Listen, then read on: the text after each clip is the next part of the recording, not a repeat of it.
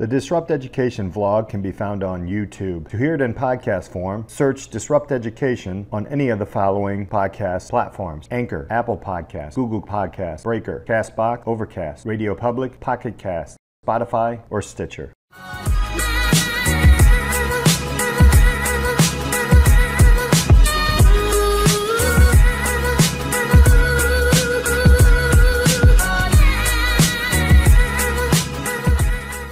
Welcome to this episode of Disrupt Education. I'm Peter Hostrasser. Thank you so much for being here with us today. Make sure you hit that subscribe button, share it out, give us some feedback. We'd love to hear from you.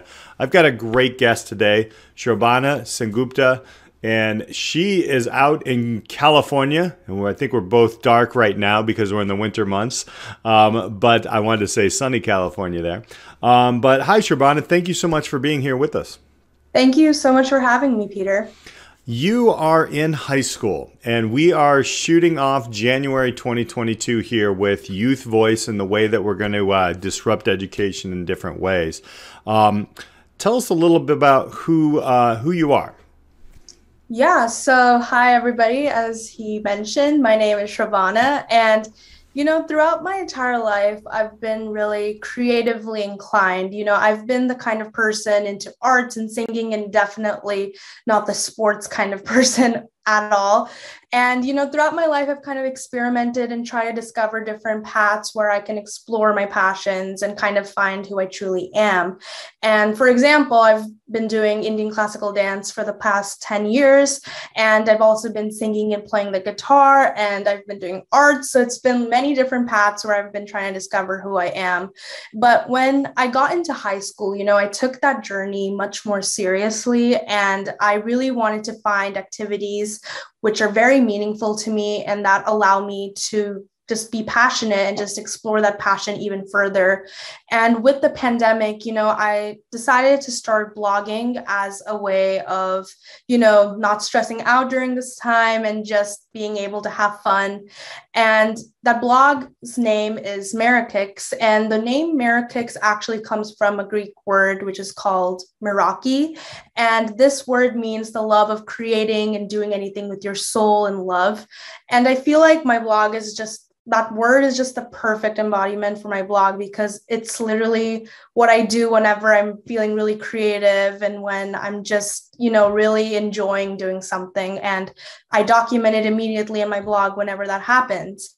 And, throughout that year, I discovered my passion for baking macarons as a result of a blog post I made for Mother's Day. And I would have never imagined that I would take that one blog post making macarons for Mother's Day and make it into this entire business, giving back to the community and combining everything that I absolutely love to do. So as of now in my life, that's where I'm at. And I just can't wait to keep discovering how I can combine business and giving back to the community. That's awesome. I wish I actually blogged when I was your age and just and wrote things down. We didn't quite have the greatest computers back then. I'm aging myself. However, that's really interesting. Blogging through and just kind of writing down, I'm sure, like you said, that would definitely help. I actually do the podcast to kind of help, share stories and connect with people.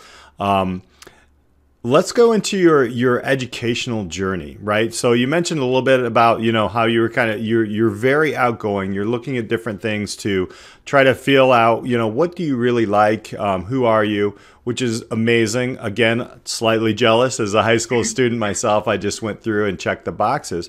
But take us through, has your experiences been going through elementary through high school, kind of deeper, like what are some of the classes that you like, you don't like, and inside and outside of school? Obviously, you're more the artistic, I don't want to stereotype, but an artistic student, not the athlete. Tell us a little bit about that journey and how that has evolved.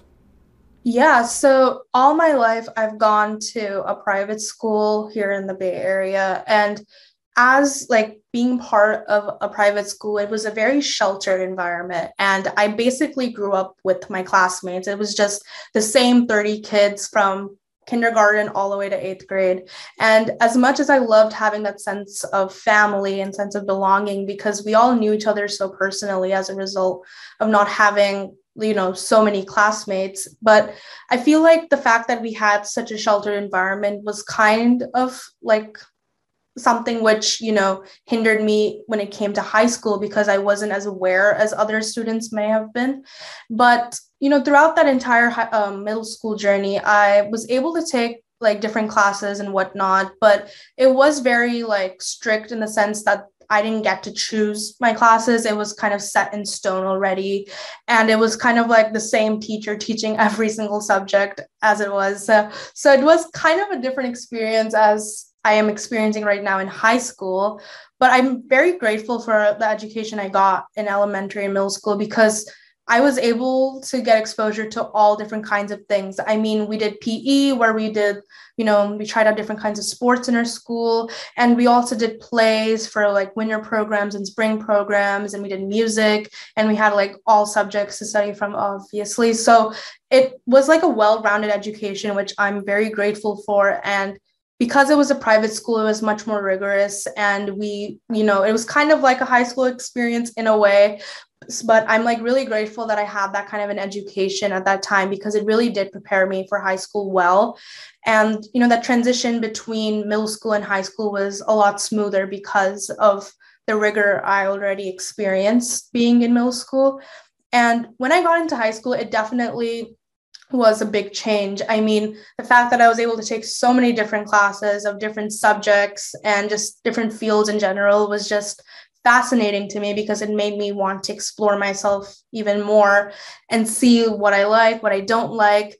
And the fact that there were clubs and just groups of people who were, like-minded peers, like the fact that I can be in different groups and just share my opinions, and people, have similar thoughts. It was just amazing, because, in middle school, we never had clubs or anything like that at all. So having the sense of community in high school was just amazing. And I remember being a freshman in high school and just joining every single club on club day, because I was so excited to experience everything. And as for classes, I mean, for freshman and sophomore year, it was pretty strict in the sense we were supposed to take certain classes to meet certain requirements. But as a junior and a senior, I was able to take so many more different classes in different areas.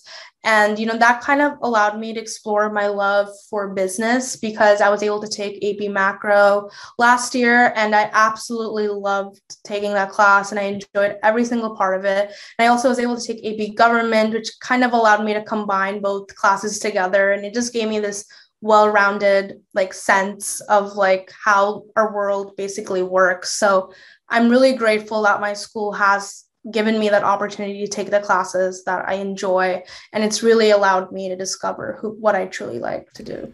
I'm not going to argue with that as a business educator in high school. That's what I love to do. I love to teach and actually learn from students about, the business and interest. I'm obviously older, and it is wonderful to learn like the new industries and the things that are coming up with youth. So how then, you mentioned how you're starting a business and going through that, and I love macro as well. I took it in college, so what are some of the next steps for you coming into the spring of your last year of high school, and how are different ways that you're kind of showing people who you are? Obviously, we were talking right before the podcast we were recording about, those college apps and those things. But how are some different things that you're showing, like the professional side of you? As of right now, I'm just very focused on college apps, obviously, and making sure I present myself in a way I want colleges to see who I am, and making sure that's accurate. But in the spring semester, I honestly want to focus a lot more in establishing my business. I mean, this past year, I've been able to establish a lot, and I've been able to engage in projects, which has allowed me to discover my true passions and what I want to do in college. And I recently did a fundraiser for a local nonprofit and was able to raise over $15,000 for it. So it was a very big experience for me just to be able to do that. And I honestly want, and that kind of pushed me in wanting to explore the field of social entrepreneurship even more, and how I can combine business and social impact and just have, a big impact in this community, in this world with business. So in college, that's what I've been really looking into, trying to see different ways I can explore that. And I've been able to find so many different cool opportunities. And I'm just really excited for college, because I feel like the way I thought of high school when I was in middle school is now how I'm thinking of college. It'll just be an even bigger environment where I can do even like so much more. So I'm just really looking forward to that. And in my spring semester, I really want to focus back on my macro and business and take the insights I've had so far in my journey and implement them and take feedback and make it as strong as possible, and hopefully make the business an even bigger thing in the future. So that's what I'm looking forward to. $15,000 is a great raise. It took me years to do that as an educator, let alone now, at your age to do that. That's wonderful. Congratulations on that. So this is the disrupt education question. So I got to ask you, so as you're seeing the stages going through, from middle school to high school to college, eager to get started, seeing these things, what would you change if you could go back? Is there something that, like, let's say Shrobana is in charge of high school now and what you can do in high school? And there's no real like restrictions on rules or different classes that you have to take. What would you change? How would you change that role of the student in a high school at this time, if you could go back 4 years and change it? The first thing I would do is probably take away a lot of those restrictions, because I feel like that kind of limits the student from exploring his or her passions. And as, like, let's say a principal of a school, I would probably remove some of the more basic classes, which I feel like we already know about, and kind of add more interesting classes, which allows you to really explore a very specific field. And I mean, I remember hearing a middle school student like not too long ago talking about how she's taking classes in interior design and architecture in middle school. And, when I heard that, I was so jealous, because I would love to have taken those classes as a middle schooler. So I think implementing classes specific to different fields and having like faculty which is experienced teaching those classes and having interactive activities and group discussions would probably allow for many students to be able to figure out what they really want to do. Because at 18, I don't really know what I want to do with my life, but with, committing to such activities, which allows me to be really passionate, I've been able to really discover that, business and social entrepreneurship is where I'm truly like interested in. And I feel like having similar experiences for others, like if other students can have such similar experiences, it would better prepare them for college, because they can come in knowing what they want to do and then take those classes, which allows them to explore those interests. And I think another thing which I would love to implement is allowing students to take a variety of different classes and not just specialize in one subject, because I feel like going to a Catholic private high school, I've been able to take religion classes because it's a requirement at my school. And even though there are times where I wish I could have taken a different class instead of religion, because I never really thought of being in a religion class, I honestly kind of enjoy learning about different religions and kind of learning more about Catholicism, because I feel like there's just so much to learn from it.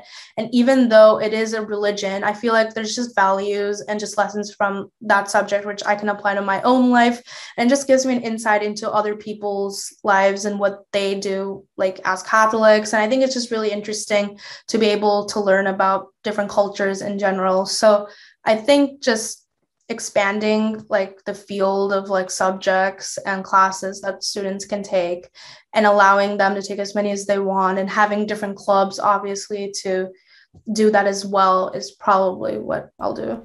Thank you for sharing that. It's a time frame, right? I feel the stress of students right now as an educator, because obviously there's an end, especially for upper class, like the seniors like yourself, where there's an end coming. There's a lot of pressure to go to the next level and all these different things. Yeah, I feel that. I feel like if we could open it up to where you just have a bigger pasture to play in or a bigger sandbox to play around in and figure these things out. How has COVID changed the way you view education? COVID has made me realize so much. I mean, the fundraiser that I did, it was focused on underprivileged families affiliated with a local nonprofit called Sunday Friends. And they provide resources for the families and allow them to just survive life and just have those resources, which everybody deserves. And, during this pandemic, I myself was having major laptop issues. I was having Wi-Fi issues, and it was just really frustrating. And that kind of made me think about, like, what about the people who don't have that kind of liberty to have laptops? Like, how are they faring in this online school world? And that's when I kind of went up to Sunday Friends and I asked them about how they're doing. And James, who is the executive director, he was telling me how a lot of these families don't even have laptops and that they're doing work in school from a phone, and that over 80% of the families lost their jobs during COVID and, haven't received unemployment benefits and make less than $800 monthly. And when I heard that statistic, I was just shocked, and that kind of pushed me to do something for them. And that's where the whole idea of a fundraiser to raise $15,000 for 50 laptops for 50 of the families started, because I was able to see the inequity in funding when it came to schools in certain areas here in the Bay Area, and how a lot of these students, for example, at my school, I get iPads for all 4 years of high school, and that allows me to do so much, like my homework, taking tests and whatnot. But these students don't get that opportunity. They don't have that technology, and it's very difficult, especially when COVID hit. I can't even imagine what they went through without having that adequate technology to do school. And I really was committed to giving them that technology, because I feel like everybody deserves an equal education and deserves a proper education, because that's kind of what forms the basis for your entire life of knowledge, whatnot. So I really was committed to raising that money for these families. And I'm really happy to say that I was able to donate over 70 laptops. And these families are also doing a computer literacy program in partnership with another nonprofit. So I've been really just happy that the fact that my efforts were able to help out so many families and provide them the skills to just fare in this online world. Because even if the pandemic's over, I feel like technology will always be there, and knowing how to use technology just opens the doors for so many more different opportunities for them. So. That's truly amazing. I'm hearing you understood, you've learned empathy in there to a different degree, and empathy with action behind it, almost design thinking and seeing how that happened, and then doing something about it. I hope you realize you just didn't change, the life of a student. You've probably changed the life of a family, and you made the world smaller, right? So they could connect with people worldwide as well. That's wonderful. My last question is, okay, Shrobana is now can talk to herself as a freshman in high school. One sentence or one piece of advice would you give yourself if you could talk to yourself as a freshman coming in? Don't be scared, because I was very shy and reserved, and I still kind of am, but I think with everything I've done in this past year, it's kind of opened me up, and I've been really social lately. But when I first came into high school, I was super scared. I was really just nervous going into school, because coming from a really small school and then all of a sudden coming to a school with 1,000 students was a huge change for me. But I would say don't be scared, because now looking back at it, I feel like I could have taken more classes, challenged myself even more, joined even more clubs. And I just feel like because I had that lack of knowledge back then, and I was just so reserved and not wanting to push myself out of my comfort zone, that I wasn't able to explore such opportunities.